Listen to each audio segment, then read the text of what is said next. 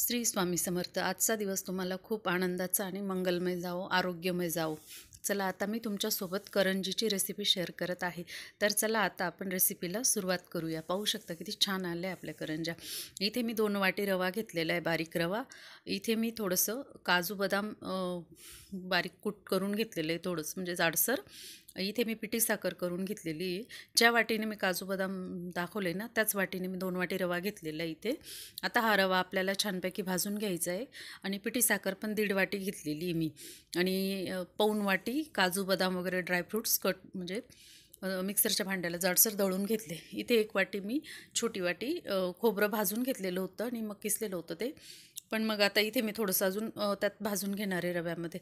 आता हे काजू बदामचं कूट पण मी त्यात टाकून घेते. पाहू शकता तुम्ही.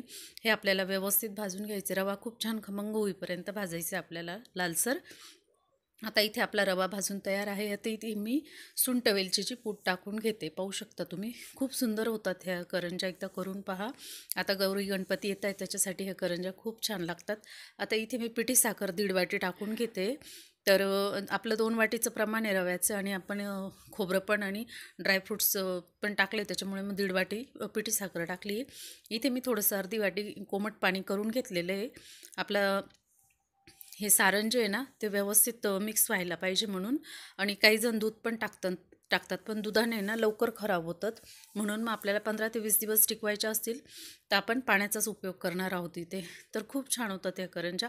आता इथे मी थोडंसं तेल गरम करत ठेवलेलं आहे, 2-3 चमचे. आता इथे मी 2 वाटी मैदा घेते आणि अर्धी वाटी रवा घेतलेला आहे. पाहू शकता तुम्ही. आणि आपल्याला इथे आता थोडंसं पिठी साखर 2 ते 3 चमचे टाकून घ्यायचे, 2 चमचे. पाहू शकता. आणि थोडंसं चवीनुसार मीठ टाकून घ्यायचे. मैत्रिणींनो, पिठी साखर आणि मीठ वगैरे ते ऑप्शनल आहे, तुम्हाला आवडत असेल तर टाका.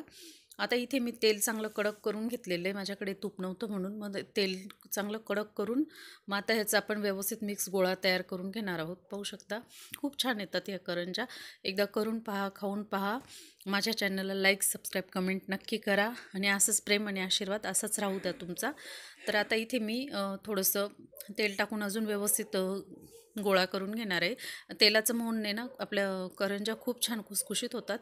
आणि आता इथे ज्या पातेल्यात मी तेल गरम केलं ना, त्याच पातेल्यात थोडं पाणी कोमट करून मग गोळा करून घेतलेला आहे. आता आपल्याला 5 ते 10 मिनटं झाकून ठेवायचं आहे. आता इथे मी पाहू शकता, हे सगळं असं गोळा झालं होतं कडक, पण मी सगळं हाताने व्यवस्थित मिक्स करून घेतलं.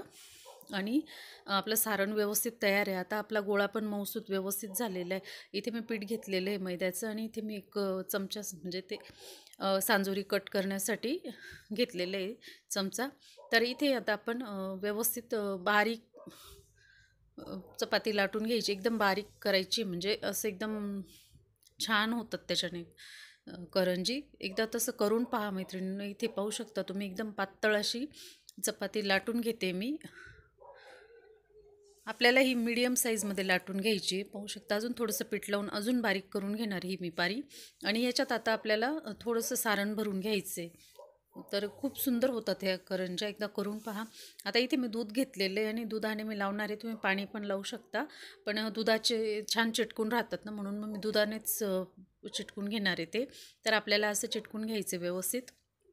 ह्यांचा आकार तुम्ही तुमच्या चॉईसनुसार करू शकता. आता इथे मी हा चमचा आहे ना आपला, तर त्याच्याने व्यवस्थित शेप देऊन देते, म्हणजे व्यवस्थित कट करून घेते. तर अशा प्रकारे आपल्याला करंज्या करून घ्यायच्या आहे. खूप सुंदर होतात, अगदी कमी वेळेत होतात. एकदा करून पहा तुम्ही. आणि असंच प्रेम आणि आशीर्वाद राहू द्या तुमचा. तर आता इथे मी दुसरी पण तशीच कट करून घेतली, तुम्हाला दाखवण्यासाठी दुसरी तशी केली मी. तर आता इथे आपली दुसरी पण तयार आहे. आता अशा प्रकारे मी सर्व करंज्या लाटून घेतलेल्या आहे व्यवस्थित. आणि आता आपण ह्या व्यवस्थित तळून घेणार आहोत तेलामध्ये. तर इथे मी तेल गरम करत ठेवलेलं आहे मैत्रिणींनो. तेल गरम झालं की आपल्याला आधी चेक करून पाहायचं आहे. मी छोटासा गोळा टाकून पाहिलं, आपलं तेल आता गरम झालं आहे छानपैकी. तर आता इथे आपल्याला तेल गरम झाल्यावर आपल्याला मग करंजी घालून घ्यायची आणि आपल्याला असं थोडं थोडं तेल टाकून वरून व्यवस्थित तळून घ्यायची. कारण कसे खालची बाजू व्यवस्थित होते, पण वरची बाजू थोडी कच्ची राहते. त्याच्यामुळे करंजी काढायची घाई करायची नाही. जोपर्यंत हे बुडबुडे बंद होत नाही तोपर्यंत व्यवस्थित करंजी आपल्याला तळून घ्यायची. त्याच्याने ना खूप खुसखुशीत येते करंजी. एकदा करून पाहू शकता तुम्ही. खूप सुंदर आलं आहे करंजा. आणि साखरेचं प्रमाण तुम्ही तुमच्या चॉईसनुसार करू. साखरेचं प्रमाण तुम्ही तुमच्या आवडीनुसार करू शकता, कमी जास्त. तर अशा प्रकारे मैत्रिणींनो आपल्या खुसखुशीत करंज्या तयार आहेत. या सर्वजण खायला.